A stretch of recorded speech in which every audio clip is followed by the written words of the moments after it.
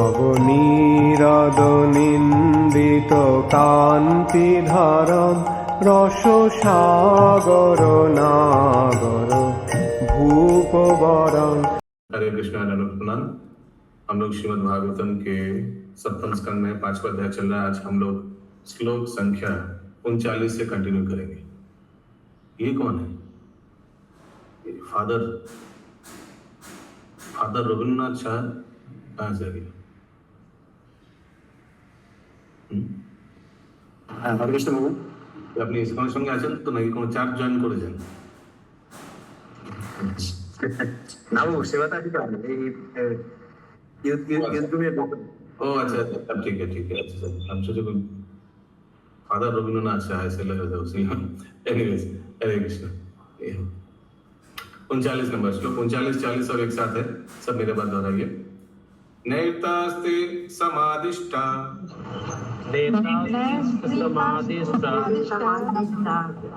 भात्र भय स्तुलपानया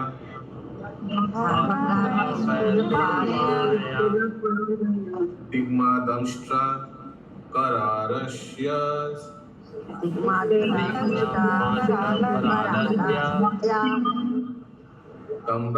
तम्रस्मश्रु शिरोरुहा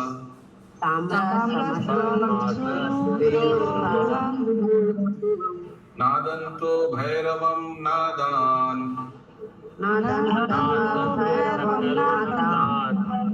छिन्दी भिन्धीति वादिना आसिनां चाहनां सूले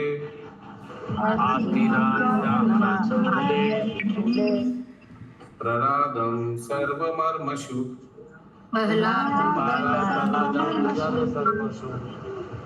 स्थिति में नंद प्रिया माता जी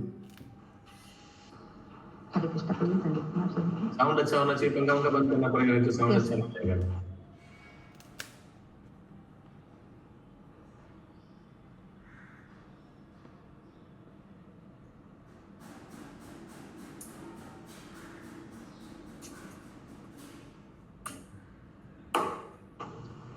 हरे कृष्णा।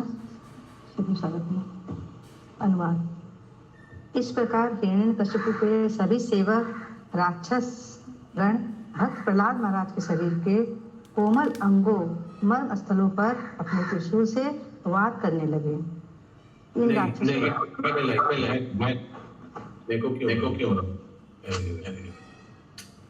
हरे कृष्णा। इस प्रकार हिरण्यकशिपु के सभी सेवक राक्षसगण भक्त प्रहलाद महाराज के शरीर के कोमल अंगों मर्म स्थलों पर अपने त्रिशूल से वार करने लगे। इन राक्षसों के चेहरे अत्यंत भयानक थे। दांत तीखे तथा दाढ़ी एवं बाल तांबे जैसे थे और वे सब अत्यंत भयावने प्रतीत हो रहे थे।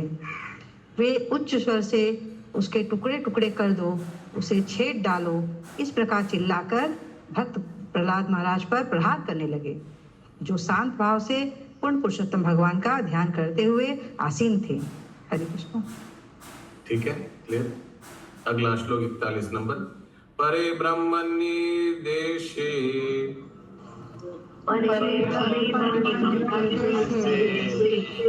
भगवत अखिलात्मनि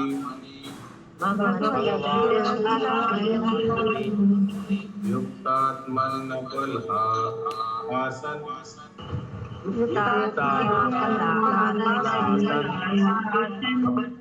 अपुण्यस्येव तत्क्रिया।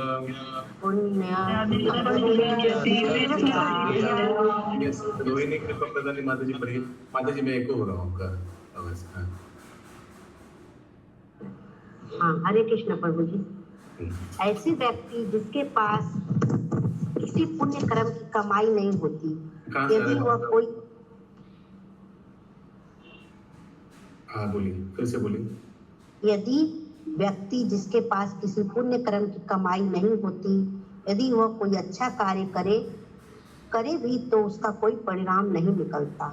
इसी प्रकार राक्षसों के हथियारों का भक्त प्रहलाद महाराज पर कोई प्रकट प्रभाव नहीं पड़ रहा था। क्योंकि वे भौतिक दशाओं से अविचलित रहने वाले भक्त थे और उन पूर्ण पुरुषोत्तम भगवान का ध्यान करने तथा सेवा करने में व्यस्त थे, जो अधिकारी थे, जिन्हें भौतिक इंद्रियों द्वारा अनुभव नहीं किए जा सकते, और वे जो संपूर्ण ब्रह्मांड के आत्मा हैं। रुक जाइए।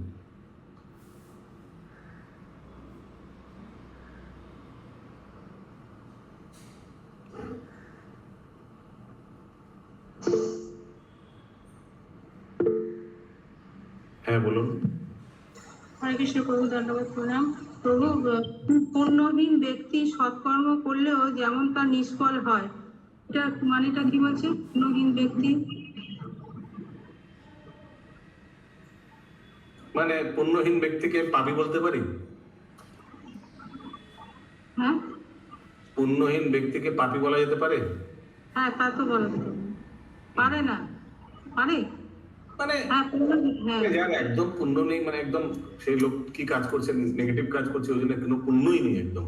আচ্ছা আচ্ছা আচ্ছা সে যদি হট করে কিছু একটা ভালো কাজ করে ফেলে, আচ্ছা কি লাভ হবে? এমন কি, মানে क्या फर्क पड़ेगा?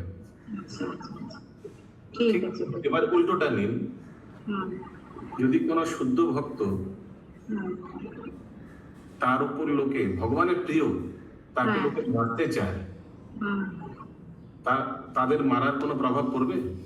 না, ঠিক এইভাবে লেখা আছে, উল্টো ভাবে লেখা আছে। আচ্ছা ঠিক আছে। তারপরে तात्पर्य, भक्त प्रहलाद महाराज पूर्ण पुरुषोत्तम भगवान के विचार में निरंतर पूर्णता मग्न रहते थे। जैसा कि कहा गया है, गोविंदम गोविंद परिरंभितः। भक्त प्रहलाद महाराज सदैव ध्यान में लीन रहते थे, अतएव उनकी रक्षा गोविंद करते थे। जिस प्रकार एक छोटा सा शिशु अपने पिता या माता की गोद में पूर्णतः सुरक्षित रहता है, वैसे ही भक्त समस्त परिस्थितियों में परमेश्वर द्वारा सुरक्षित रहता है। तो क्या इसका अर्थ यह होता है कि जब राक्षसों ने भक्त प्रहलाद महाराज पर आक्रमण किया तो गोविंद पर भी उनका प्रहार हुआ? ऐसा संभव नहीं है। असुरों ने पूर्ण पुरुषोत्तम भगवान को चोट पहुंचाने या मार डालने के अनेक प्रयास किए हैं, किंतु वे किसी भौतिक साधन द्वारा क्षतिग्रस्त नहीं हो सकते, क्योंकि वे सदैव दिव्य स्थिति में रहते हैं। अतएव यहाँ पर परे ब्रह्मणी शब्द का प्रयोग हुआ है। राक्षस गण न तो परमेश्वर को देख सकते हैं, न उन्हें छू सकते हैं। यद्यपि वे ऊपरी तौर पर यह सोचे कि वे श्री भगवान के दिव्य शरीर पर अपने भौतिक हथियारों से प्रहार कर रहे हैं। इस श्लोक में पूर्ण पुरुषोत्तम भगवान को अनिर्देशीय कहा गया है, चूंकि वे सर्वव्यापी हैं, अतएव हम उन्हें किसी एक स्थान पर नहीं देख सकते।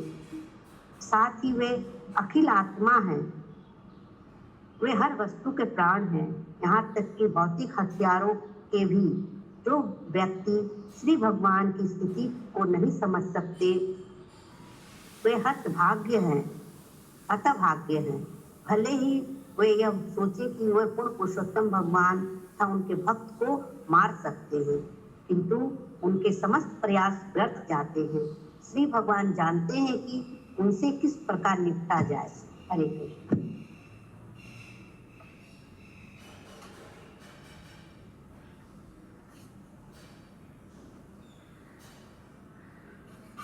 अगला श्लोक 42 नंबर, ये फुल स्टॉप और कॉमा में थोड़ा पॉज देने का पढ़ने के समय। 42 नंबर श्लोक, प्रयासे अपहते तस्मिन्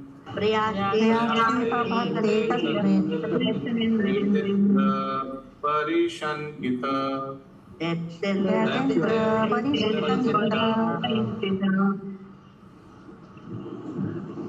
जाकरा तद्वधोपायन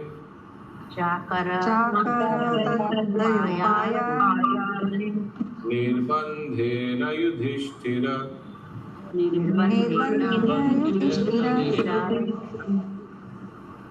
अनुवाद, हे राजा युधिष्ठिर, जब भक्त प्रहलाद महाराज को मार डालने के असुरों के समस्त प्रयास निष्फल हो गए तो दैत्यराज हिरण्यकश्यपु अत्यंत भयभीत होकर उन्हें मारने के अन्य उपायों की योजना बनाने लगा। हरे कृष्ण। अन्य योजना कर रहे हैं। दिग्गजेर दंड सुकेंद्रेर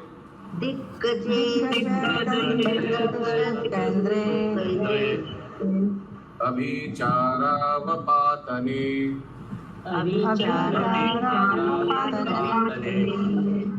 मायाभी सन्निरोधश्च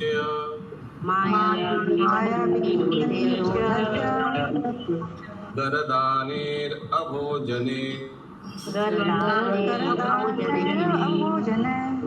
भीमवायु अग्नि सलिले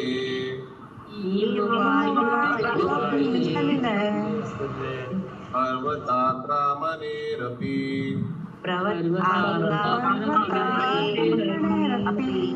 नाशाशकाय दाहन्तुम्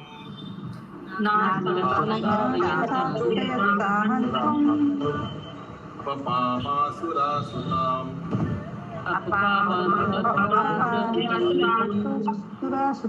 चिन्तं दीर्घात्मां प्राप्तस्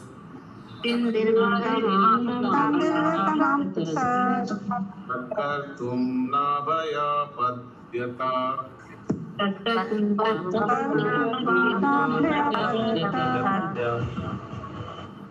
अनुवाद।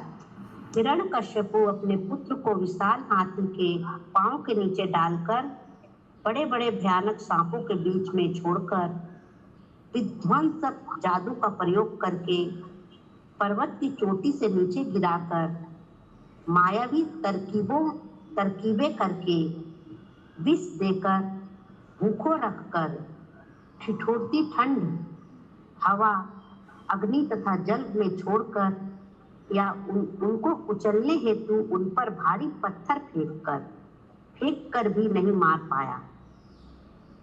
जब हिरण्यकश्यपु ने देखा कि वह किसी भी प्रकार से पाप रहित भक्त प्रहलाद को कोई हानि नहीं पहुंचा पाया तो वह अत्यंत चिंता में पड़ गया कि आगे क्या किया जाए। हरे कृष्ण। 45 नंबर श्लोक। एष मे पावसादुक्तो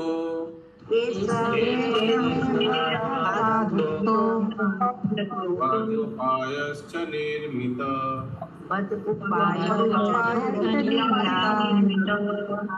दैत्यैर्द्रोहिरसाधर्मेर् तस्मिन्नैव जे तेजसा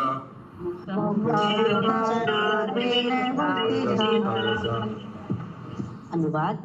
हिरण्यकश्यपु ने विचार किया, मैंने इस बालक भक्त प्रहलाद को दंडित करने हेतु अनेक गलतियां दी हैं और उसे मार डालने हेतु अनेक उपाय किए हैं, किंतु मेरे समस्त प्रयत्नों के बावजूद यह मरा नहीं। निसंदेह इन खतरनाक तथा घृणित कार्यों के द्वारा वह तनिक भी प्रभावित नहीं हुआ और अपनी ही शक्ति से उसने अपने आप को बचाया है। हरे कृष्ण। हरे कृष्णा। किसी का कोई प्रश्न है? इस निकुंज बिहारी माता जी।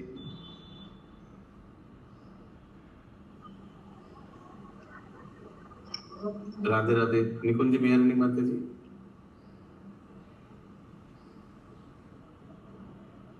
दयावी प्रभु।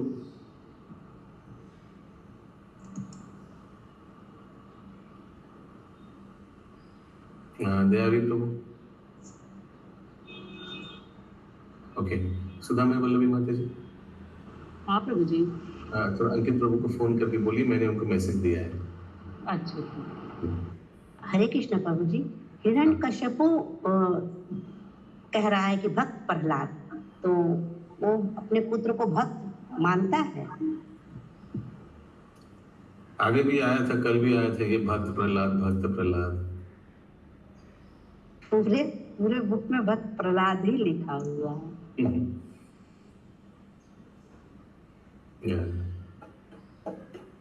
ओके। अगला श्लोक 46 नंबर।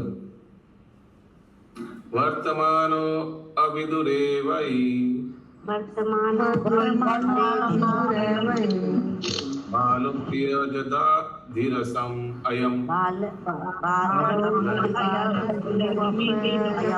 धीरयम् न विस्मरति अनर्यम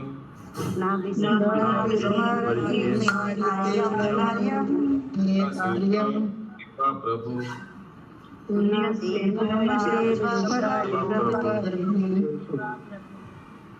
अनुवाद यद्यपि ये मेरे अत्यंत बाकी म्यूट करिए। हाँ यद्यपि यह मेरे अत्यंत निकट है और नीरा बालक है, फिर भी यह पूर्ण निर्भीक है। यह उस कुत्ते की टेढ़ी पूंछ के तुल्य है जो कभी सीधी नहीं हो की जा सकती, क्योंकि वह मेरे दुर्व्यवहार को तथा अपने स्वामी भगवान श्री विष्णु से अपने संबंध को कभी भी नहीं भूलता है।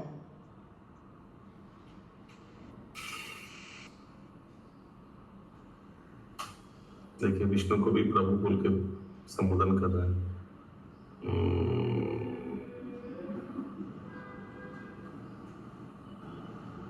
हरे कृष्णा बोल दिए प्रभु जी। अच्छा थैंक यू। तात्पर्य सुन्ह शब्द का अर्थ है कुत्ते की और सेब का अर्थ है पूंछ। यह उदाहरण अत्यंत सीधा सा है। कोई कुत्ते की पूंछ को सीधा करने का कितना ही प्रयास क्यों न करे, वो कभी भी सीधी नहीं होती, अपितु सदैव टेढ़ी ही रहती है। सुना सेब अजिगर्त के द्वितीय पुत्र का नाम भी है।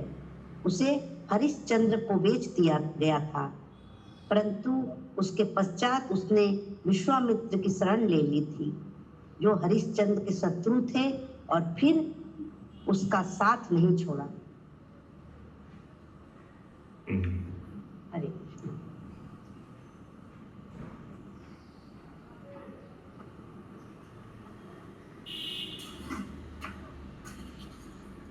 अगला श्लोक 47 नंबर। अप्रमेयानुभावोऽयम्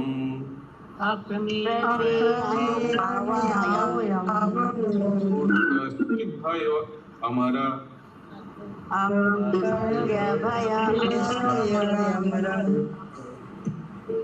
नूनमेतद्विरोधेन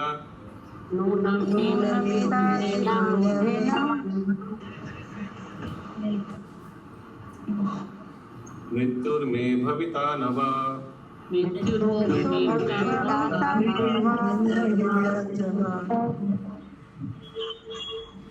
अनुवाद मैं देखता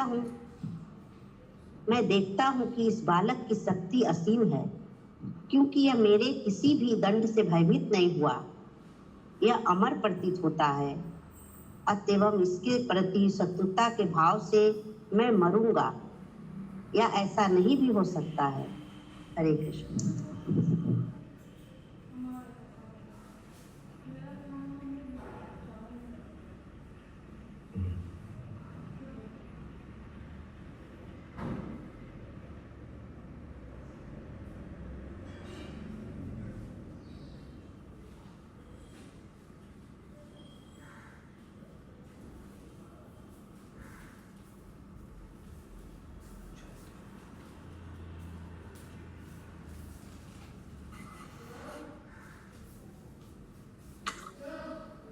अगला श्लोक 39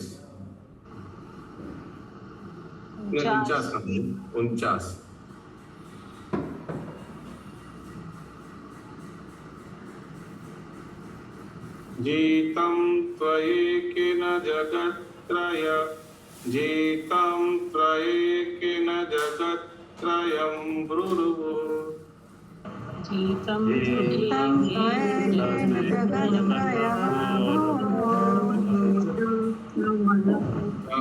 त्रयेकेन जगत्त्रयं ब्रूरुः जीतं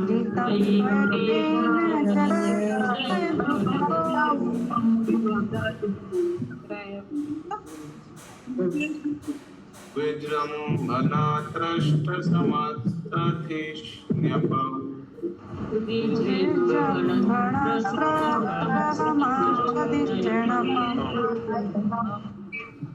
न तस्य चिन्त्यं तव नाथ चक्ष्वे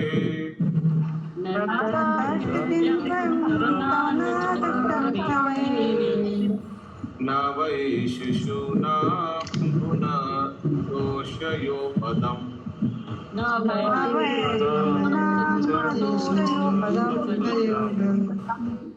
यस रोहिणी कृष्णा प्रधानी माता हरे कृष्ण प्रभु जी 48 नहीं हुआ श्लोक का 48 नहीं हुआ नहीं 47 के बाद सोच रहे हैं 49 क्यों करवा रहे हैं? सोच ही रहे हैं बोला एक वो भी बाद में प्रभु जी श्लोक आप के बीच शुरू में कर चुके थे प्रभु जी। इति तच्चिन्तया किञ्चिन् ज्ञानश्रियमधोमुखम्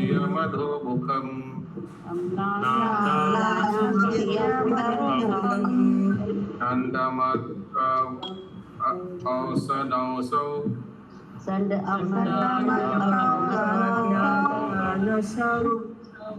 विविक्त इति हो चतु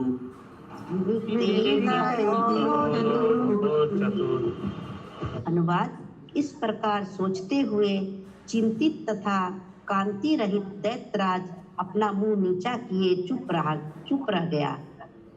शुक्राचार्य के दोनों पुत्र संड तथा अमर एकांत में उससे बोले। अच्छा ये श्लोक तो हम लोग पढ़ लिया, अनुवाद पढ़िए। अनुवाद हे स्वामी, हम जानते हैं कि यदि आप अपने बाहों को हिला भी दे तो विविध लोगों के नायक पालक अत्यंत भयभीत हो उठते हैं। गायत्री माता जी म्यूट कर दीजिए। आपसे किसी भी की सहायता के लिए आपने किसी की सहायता लिए बिना ही तीनों लोगों को जीत लिया है। इसीलिए हमें आपके उदास तथा चिंतित होने का कोई कारण नहीं दिख रहा। जहाँ तक भक्त प्रहलाद का प्रश्न है, वह एक बालक ही तो है और वह चिंता का कारण नहीं बन सकता। अंततः उसके गुणों या अवगुणों का कोई महत्व नहीं है। इमं तु पश्येर् वरुणस्य बाध्वा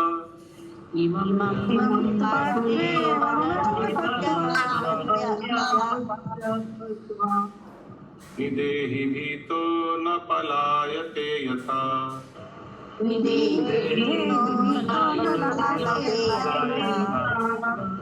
बुद्धेश्च पुंसो वा या सार्य सेवया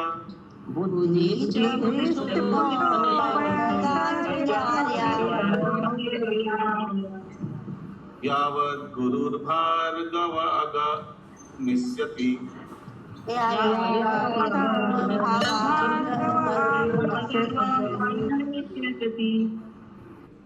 अनुवाद हमारे गुरु शुक्राचार्य के लौट आने तक इस बालक को वरुण की रस्सियों से बांध दो, जिससे कि वह डरकर भाग न पाए। किसी भी प्रकार जब वह कुछ बड़ा हो जाएगा और हमारे उपदेशों को आत्मसात कर चुकेगा या हमारे गुरु की सेवा कर लेगा तो इसकी बुद्धि बदल जाएगी। इस प्रकार चिंता की कोई बात नहीं है। हरे कृष्ण। ठीक है, ऐसे सांडा मर्द हिरण्यकशिपु को समझा रहे हैं। अगला श्लोक 51 नंबर। तथेति गुरु पुत्रोक्तम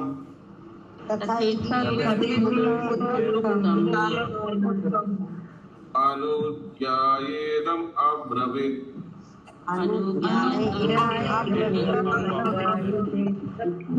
धर्मो यस्योपदेष्टव्यो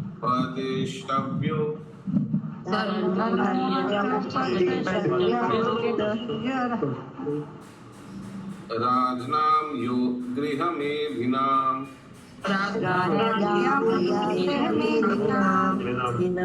ये सुदामई वल्लभी माता जी पढ़िए। हाँ प्रभु जी। अनुवाद अपने गुरु पुत्र सन आवाज आ रहा है तथा फैन बंद कर देना। देखिए सोचिए कितना सेंसिटिव हो गया अभी टेक्नोलॉजी है कि छोटा फैन का आवाज भी कितना अच्छा से आ जाता है, तो कुछ कुछ भक्त अगर बैकग्राउंड में आवाज आ रहा है तो कितना स्पष्ट आता है, आप लोग को समझना चाहिए। अनुवाद। अपने गुरु पुत्र संड तथा अमर्त्य के इन उपदेशों को सुनकर हिरण्यकशिपु राजी हो गया और उनसे भक्त प्रहलाद को इस वृत्तिपरक धर्म का उपदेश देने की प्रार्थना की, जिसका पालन राजसी गृहस्थ परिवार करते हैं। तात्पर्य। हिरण्यकशिपु चाहता था कि भक्त प्रहलाद महाराज देश या विश्व का शासन चलाने हेतु कूटनीतिक राजा के रूप में प्रशिक्षित हों, न कि संन्यास आश्रम हेतु उपदेश प्राप्त करें। यहाँ धर्म शब्द किसी धार्मिक विश्वास हेतु नहीं प्रयुक्त हुआ है, जैसा कि स्पष्ट कहा गया है, धर्मो हि यस्यो पदेष्टव्यो राज्ञाम युग्रह मेधिनाम। राजाओं के परिवार दो प्रकार के होते हैं। प्रथम वे जिसके सदस्य केवल पारिवारिक जीवन में आसक्त रहते हैं, और दूसरे राजर्षि अर्थात वे राजा जो शासक के रूप में शासन करते हैं, किंतु साथ ही ऋषि तुल्य होते हैं। भक्त प्रहलाद महाराज राजर्षि बनना चाहते थे, किंतु हिरण्यकशिपु उन्हें इंद्रिय भोग में आसक्त राजा बनाना चाहता था, गृह मेधि नाम।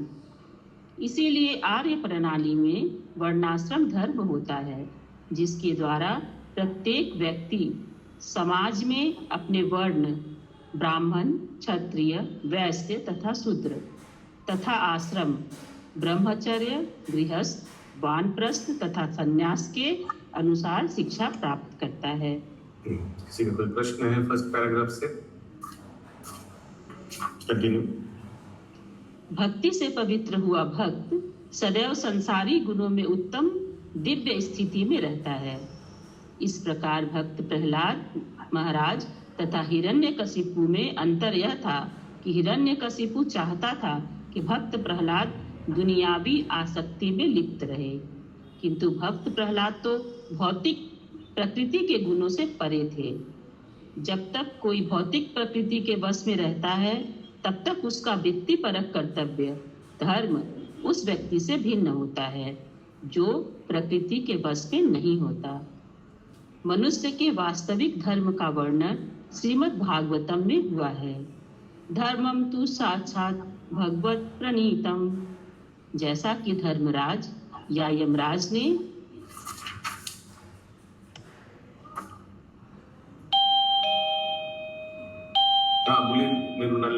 हरे कृष्णा प्रभु जी, ये जो लाइन गई है ना, जब तक कोई प्रकृति के वश में रहता है तब तक उसका वृत्ति पर कर्तव्य धर्म उस व्यक्ति से भिन्न होता है जो प्रकृति के वश में नहीं होता। तो क्या मतलब इस लाइन का? As long as one is under the control of material nature, his occupational duty is different from that of a person not under such control. वृत्ति तो अगर कोई जड़ जगत यानी अभक्तों के केस में उनका जो ऑक्यूपेशनल ड्यूटी यानी नौकरी करना, पैसा उपार्जन करना, और एक भक्त का केस में तो ये अलग होता है ना। ऑक्यूपेशनल ड्यूटी वो जो भी कुछ करता है भगवान के लिए करता है, भगवान को समर्पित करता है। यही बोलना चाह रहे हैं। यस प्रभु जी।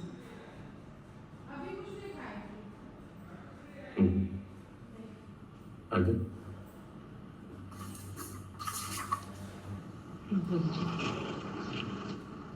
वास्तविक धर्म,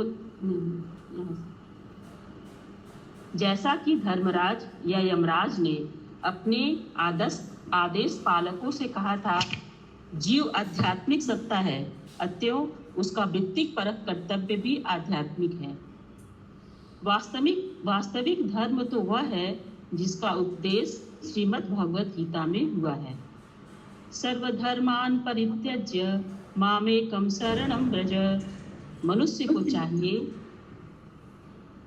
को चाहिए वह अपने भौतिक धर्म का परित्याग उसी प्रकार कर दे जिस प्रकार हमें भौतिक शरीर का परित्याग करना होता है। किसी का धर्म चाहे जो भी हो, यहाँ तक कि वर्णाश्रम धर्म के अनुसार भी हो, उसे उसका परित्याग करके अपने आध्यात्मिक कार्य में लग जाना चाहिए। मनुष्य के वास्तविक धर्म का वर्णन श्री चैतन्य महाप्रभु ने किया है। जीवेर स्वरूप होए कृष्णेर नित्यदास। प्रत्येक जीव भगवान श्री कृष्ण का नित्यदास है। यही मनुष्य का वास्तविक धर्म है। हरे कृष्ण। ग्रंथराज श्रीमद् भागवतम की जय। जय प्रभुपाद की जय। जय।